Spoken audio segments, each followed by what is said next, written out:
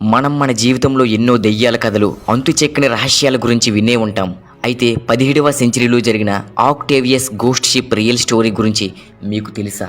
అది 1761 ఆక్టేవియస్ అని పిలువబడే ఒక పెద్ద షిప్ లండన్ పోర్ట్లో కార్గోని ఎక్కించుకొని చైనా వైపుగా సముద్రం మీదుగా బయలుదేరింది. ఆ కార్గో షిప్లో 28 మంది క్రూ మెంబర్స్, కెప్టెన్, అతని భార్య, కుమారుడు ఉన్నారు.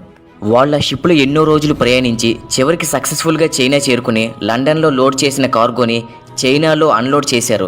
ఆ తరువాత అక్కడ ఉన్న కార్గోని లోడ్ చేసి మళ్ళీ లండన్ వైపుగా వాళ్ళు వచ్చిన దారిలోనే బయలుదేరారు.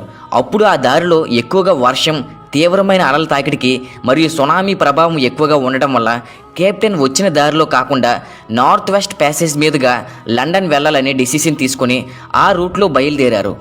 అలా బయలుదేరిన షిప్ కొన్ని నెలలు గడిచినప్పటికీ లండన్ చేరుకోలేదు. ఆ షిప్ కోసం సముద్రంలో గాలించినప్పటికీ ఎవరికీ కనిపించనే లేదు.